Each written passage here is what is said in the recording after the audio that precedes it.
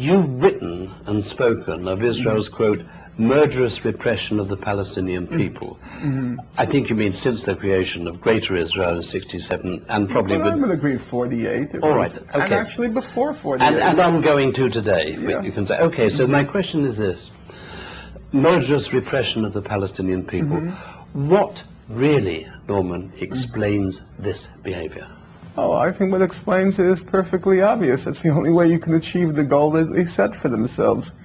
You want to create a overwhelmingly Jewish state in an area which is overwhelmingly not Jewish.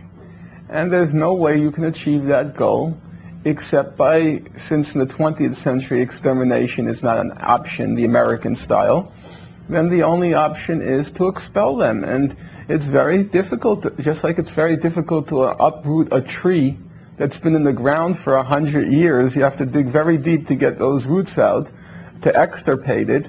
It's very difficult to uproot an entire indigenous population. And, you know, if you read the historians like Benny Morris, he's a thug morally, but, you know, as a historian, he's reasonably accurate. And he says, you know, in his last major revision, the book on the Palestinian refugees, it's called The Palestinian Refugee Question Revisited, he says transfer was inbuilt in Zionism. And it's hard to transfer an indigenous population without being really brutal. You make me recall that very famous quote by General Moshe Dayan, Israel's one-eyed warlord. I think he was the first one to say, look, it's very simple. It's, quote, them or us. That is, in essence, the Zionist strategy. I think once they defined their goal as wanting to create a Jewish state, and by a Jewish state, they meant a state in which a maximum non-Jewish minority would be about 15%. That's what they had in mind. Well, how else do you do it? I mean, I don't think there were many options. They're now trying a slightly different strategy in the occupied territories, which is the apartheid strategy. Namely, keep as much as you can of the land, put the indigenous population in these Bantustans, and try to do it that way. But Norman, it's worse than that. I'm sorry to interrupt you. I think it's worse than that.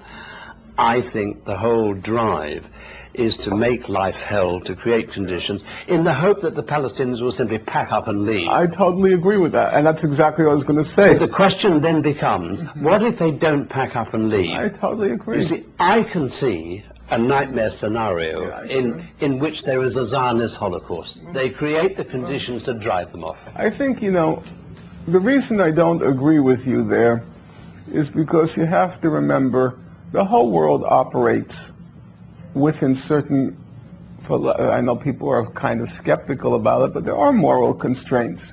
But are you about to tell me Zionism operates within these moral constraints? Oh yeah, very seriously. You know, and they've been testing the waters. Even Zionism has to say to itself, how much can we get away with? Yeah, not even, especially because they're totally dependent on the U.S. They can't do anything without the U.S. giving a green light. One of the Israelis I most admire and respect is Major General Shlomo Gazit. I think he was the best intelligence, military intelligence director they have. I once said to him, in a private conversation, but I've quoted in my book since then, I once said to him, Shlomo, I've come to the conclusion that it's all a myth. Israel's existence has never, ever been in any danger from any combination. And with a sad smile, he said to me, Alan, the trouble with us Israelis is that we have become the victims of our own propaganda. Now, Norman, does that explain why most Israelis simply cannot admit that a wrong was done to the Palestinians? Is it as simple as that? No, because you have to bear in mind, most countries admit the crimes they've committed against the indigenous population long after it has any political repercussions. What difference does it make now for Americans to acknowledge what we did to the native population? Fair point. There's no native population to extract any political benefit from that acknowledgement. In the case of Israel, there is a problem that lingers. It's that refugee problem. And to make the acknowledgement of a wrong committed, it has real repercussions, because, well, people say, well, if you acknowledge the wrong, there's still opportunity to right the wrong, and they can't do it yet.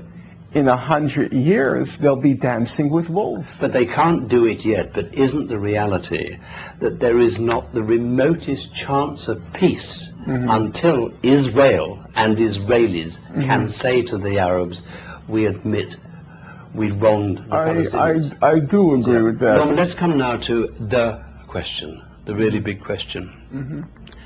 Why are most Jews of the world silent on the matter of Zionism's crimes? Is it in large part simply the fact that most Jews don't know because of the mainstream media and publishing complicity in the suppression of the truth of history? My impression is the largest factor, and here it's, again, I have to emphasize speculation, is that Jews have enjoyed, especially since World War II, remarkable secular success. They are by far and away the most successful economic group in the United States, long outdistancing. And throughout the Western world. And throughout the Western world. And that kind of success inevitably has nothing peculiar to Jews.